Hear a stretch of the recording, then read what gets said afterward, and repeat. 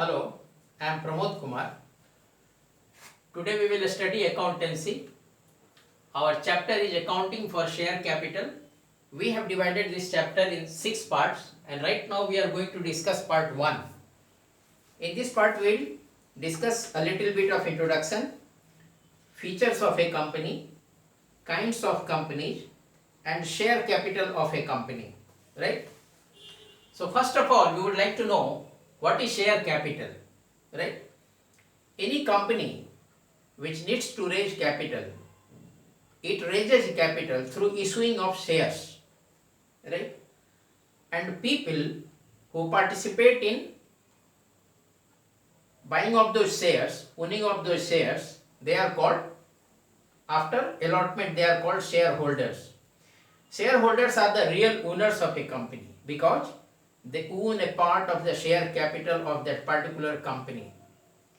And capital is contributed by a very large number of shareholders, very large number. There could be a possibility that one company has lakhs of shareholders. Number of shares issued are sometimes hundreds of crores, and shareholders will be in lakhs, right? Shareholders are the real owners of a company. Since shareholders are very large in number and it is not practically possible for shareholders to directly manage the affairs of a company, nor it is desirable, so what do shareholders do? They elect a board of directors to manage the affairs of the company, right? And it is managed as per the provisions of the Companies Act 2013, right? Now we go to how does a company raise capital? It raises by two ways: issue of shares and issue of debentures, right? Issue of shares is called share capital. Whatever is collected through issue of shares is share capital, and issue of debentures, it is called debt capital, right? Now we go to the features of a company. What are the features of a company? A very beautiful example has been given by Chief Justice Marshall. A company is a person, artificial, invisible, intangible, and existing only in the eyes of law. Being a mere creation of law, it possesses only those properties which the charter of its creation confers upon it, either expressly or as incidental to its very existence. So what is a company? Person, artificial, invisible. Company is a person, artificial, invisible, not like us, invisible, intangible, and existing only in the eyes of law.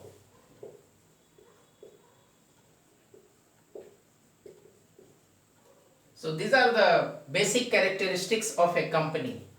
It is a person, but these are the qualities of this person. It is artificial, invisible, intangible, in the eyes of law only, right? So now we go to the features of a company. A company may be viewed as an association of persons who contribute money or money's worth to a common inventory and use it for a common purpose, right? Company, it is an artificial person having corporate legal entity. A company is a corporate legal entity. Corporate, it is corporate in nature, character, legal entity, right? It is distinct from its members. A company is distinct from its members. Who are the members? Shareholders are the members, right? So it is distinct from shareholders. They are not the same, right? It has a common seal for its signature. Since a company is an artificial person, not like you or me or you, it cannot sign in person as we sign. So, as per Companies Act, a common seal has been prescribed for a company for the purpose of affixation of its signature, right?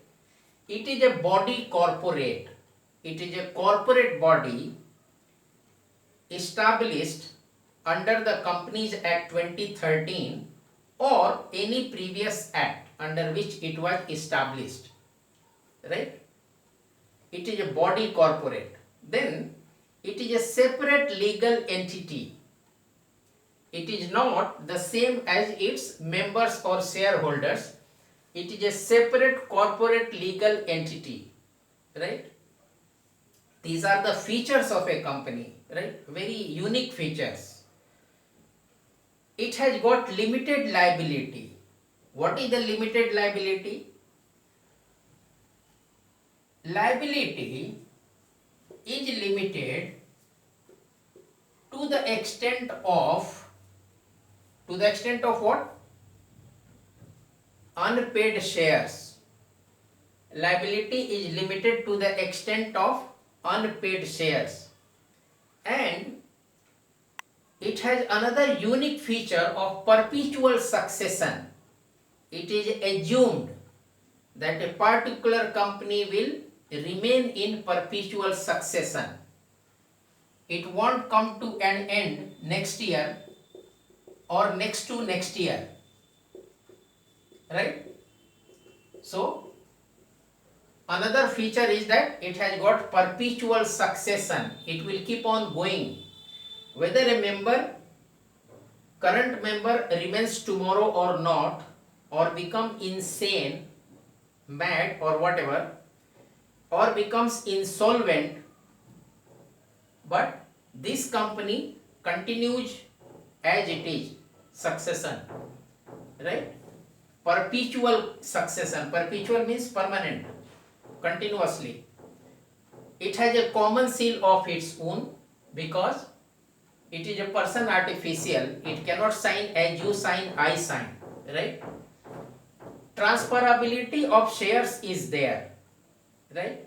The shares of the company are transferable, may sue or be sued.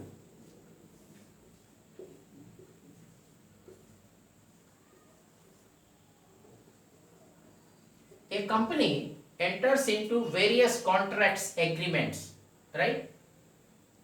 So there could arise a likelihood of breakage of those contracts or agreements.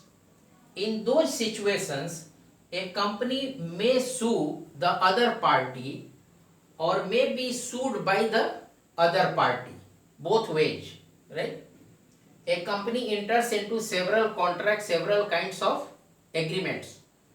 So when one enters into agreements, contracts, there is always a likelihood of breakage of terms at some point of time.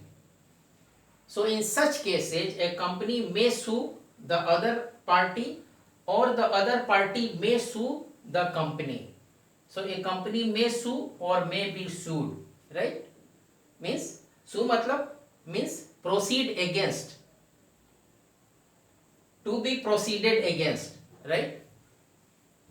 Then we go to kinds of companies. What are the kinds of companies? Generally, we can divide companies on two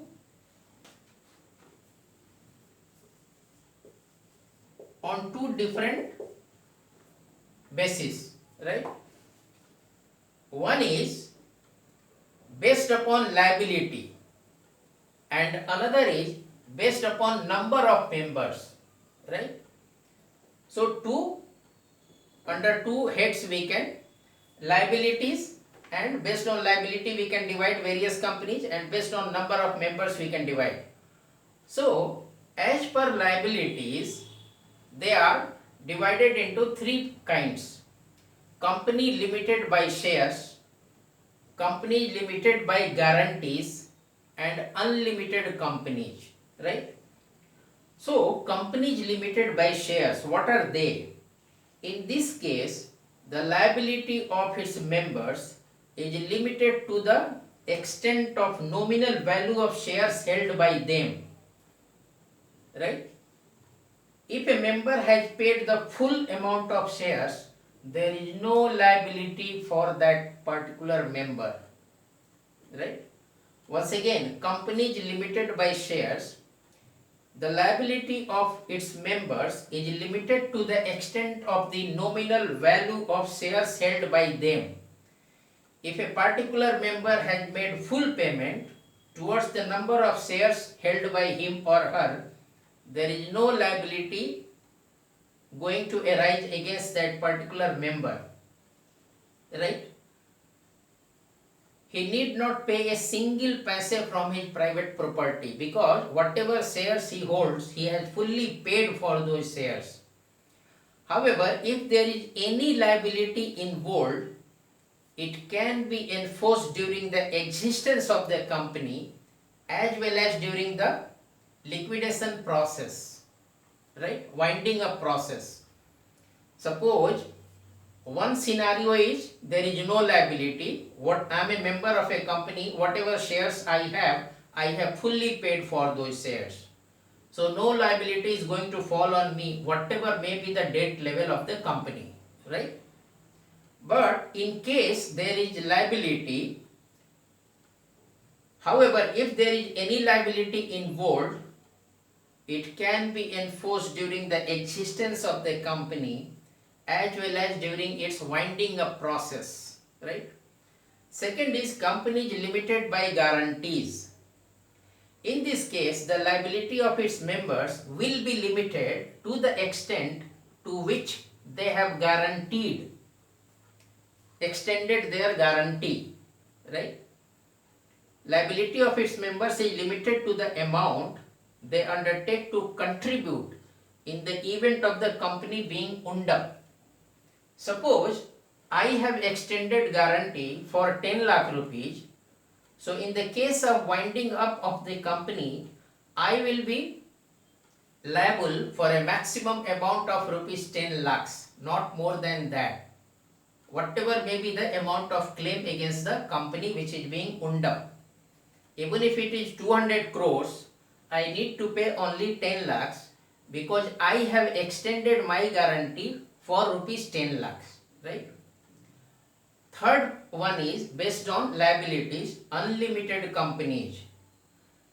When there is no limit on the liability of its members, the company is called an unlimited company. When the company's property is not sufficient to realize its debt, right? So the residual amount is realized from the personal properties of its members, right? Unlimited liability companies means the liability of the members is unlimited. If during the winding up process, the full proceeds cannot be realized by the sale of the assets of the company, then the residual amount will be realized from the personal assets of the members, right? Then second classification is based on the number of members of the company. One is public company. Public company is very simple. Whatever is not private company, whatever company is not classified as a private company is a public company, right? Second thing, public company is a company which is not a subsidiary of a private company. So, for public company, there are two major requirements. First, whatever is not a private company is a public company. And second, public company is a company which is not a subsidiary of a private company, right? Then, under number of members, the second category is private company. So, what are private companies, right? A private company is one which by its articles restricts, it puts a restriction on the right to transfer its shares. It restricts the right to transfer of its shares. Second, limits the number of its members to 200 excluding its employees. Limits the number of its members to 200 excluding its employees, right? Third one is prohibits any invitation to the public. Private company, it prohibits any invitation to the company, to the public, to subscribe for any shares in or debentures of the company, right? It prohibits any invitation to the public to subscribe for any shares in or debentures of the company. Fourth, a private company prohibits any invitation or acceptance of deposits from persons other than its members, directors and relatives, right? It prohibits any invitation or acceptance of deposits from persons other than its members, directors or relatives, right? So, we have seen classification of the companies based on two parameters: liabilities, which were the three one: companies limited by shares, companies limited by guarantees and unlimited companies. And another classification based on number of members, what were they? Public company, private company, right? Now we go to the share capital of a company, right? As we have already discussed, a company is an artificial person, cannot generate its own capital, which is required for running the affairs of the company. So what does it do? It raises capital from the markets by issue of shares, which are necessarily to be collected from various persons, means shareholders, owners of the company. These persons are known as shareholders. Whosoever invests in the shares of a company and contributes capital to the company is a shareholder. And as we discussed, shareholders are the real owners of the company. And the amount contributed by the shareholders is called share capital of that particular company, right? Since the number of shareholders contributing to the capital of a company is very, very large, individual accounts are not maintained on behalf of each shareholders. A common account is maintained through which the entire flow of shareholders' money flows, and that is called share capital account, right? Suppose there are 1 lakh shareholders who contribute to the share capital of a company. 1 lakh individual accounts are not maintained. All transactions are routed through a single account, that is called share capital account of that particular company. Now, we will discuss what are the categories of share capital, right? Share capital, there are several categories, right? From accounting point of view, the share capital of the company can be classified as follows. Who are they? 1, 2, 3, 4, 5, 6. Authorized capital. First comes authorized capital. Authorized capital is also known as registered capital or nominal capital. Either you call it authorized capital or registered capital or nominal capital. Second one is issued capital. Third one is subscribed capital. Fourth one is called up capital. Fifth one is paid up capital. Sixth one is on called capital. And seventh one is reserve capital.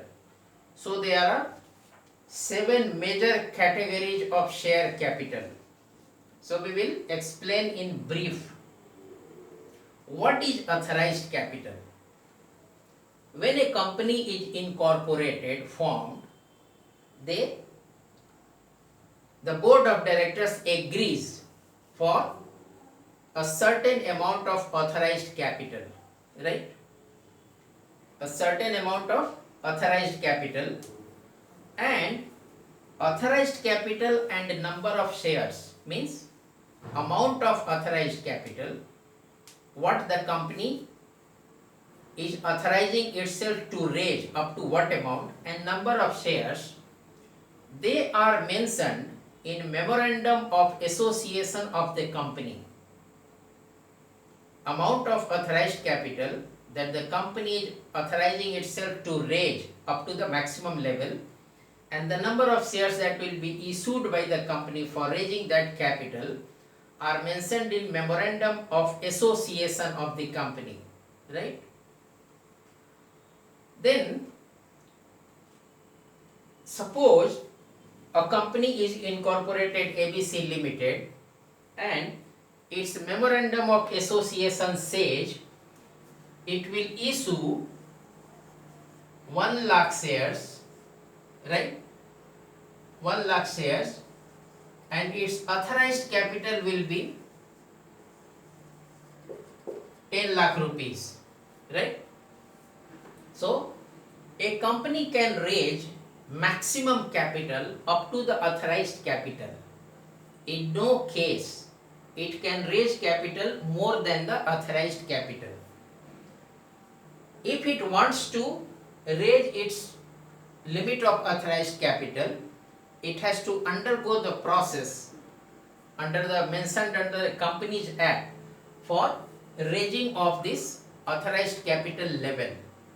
Otherwise, till that time, it needs to restrict its share capital raising up to the authorized capital, right? Authorized capital amount.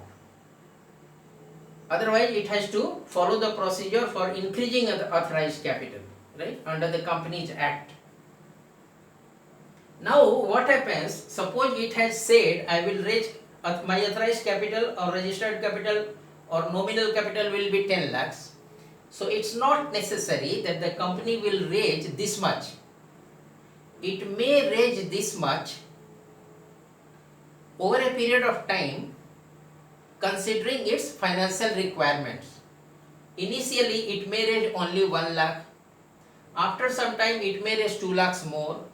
After some more time, it may raise 2 lakhs more. But maximum that it can raise is up to authorized capital, and it may raise this much amount over a period of time depending upon financial requirements.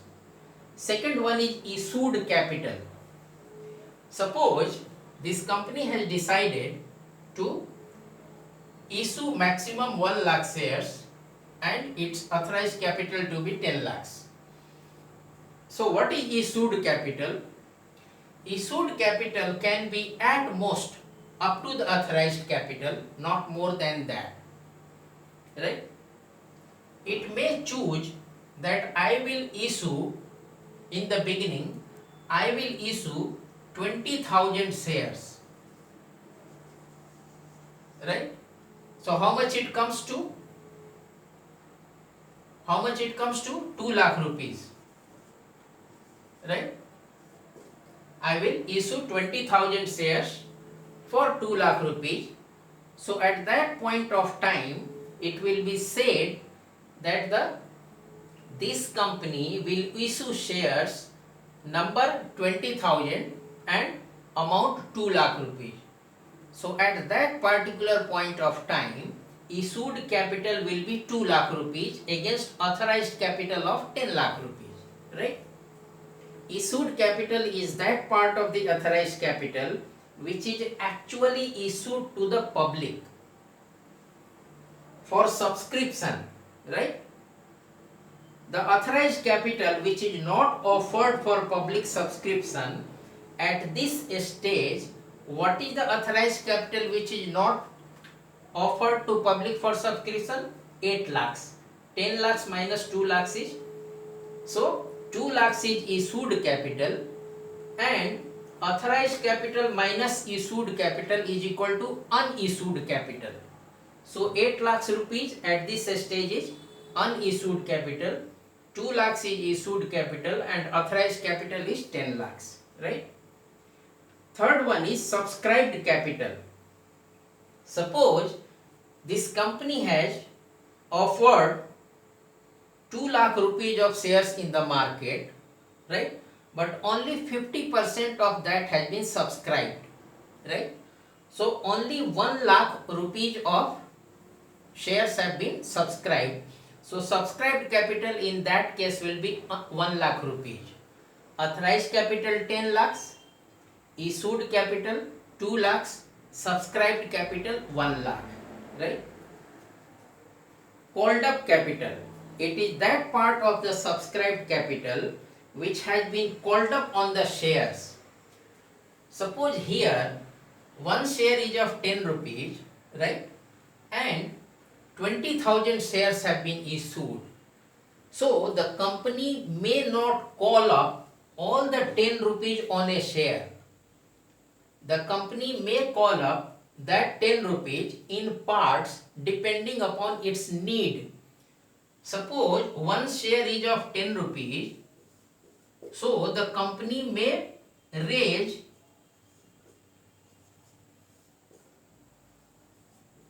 it like this. In the first stage, it will call up 2 rupees, so people will subscribe 2 rupees. Second stage, it will call up 3 rupees more, so people will subscribe 3 rupees more. So 5 rupees, against 10 rupees it becomes 5 rupees. Final call it will give of 5 rupees, then 10 rupees shares are fully subscribed, fully called up, fully subscribed, right? Otherwise at this stage they remain 2 rupees, at this stage they remain 5 rupees, this stage they come to 10 rupees. Called up capital. Paid up capital, it is that portion of the called up capital which has been actually received from the shareholders. Suppose 20,000 shares, call up amount is 2 rupees, 40,000, right? Suppose all of them have not paid up this amount. 1,000 of them have not paid up this amount. Then what happens? 1,000 into 2, 2,000 rupees. So 20,000 into 2, 40,000 minus 2,000, 38,000 rupees is the paid up capital at this point of time. 38,000, right? Uncalled capital, that portion of the subscribed capital which has not yet been called up. At this stage, 8 rupees have not been called up. At this stage, 5 rupees have not been called up. And at this stage, everything has been called up, nothing remains to be called up. Uncalled capital is that portion of the subscribed capital which has not yet been called up. At this stage only 2 rupees called up, 8 rupees not called up. At this stage 2 plus 3, 5 called up, 5 not called up. At this stage 2, 3, 5, entire 10 rupees called up, so uncalled is 0. Reserve capital. A company may reserve a portion of its uncalled capital to be called only in the event of winding up of the company, right? Of the uncalled capital, suppose at this stage uncalled capital is 5 rupees. So this company may reserve a portion of this uncalled capital of 5 rupees to be raised at the time of liquidation of the company. A company may reserve a portion of its uncalled capital to be called only in the event of winding up of the company. Such uncalled amount is called reserve capital of the company. It is available only for the creditors on winding up of the company, right? Reserve capital, once again, a company may reserve a portion of its uncalled capital to be called only in the event of winding up of the company. Such uncalled amount is called reserve capital of the company, and it is available only for the creditors to be used on winding up of the company, right? I hope you found it easy to understand. In case of any difficulty, you may please approach me on my email ID, which will be there at the thumbnail to the video. Thank you.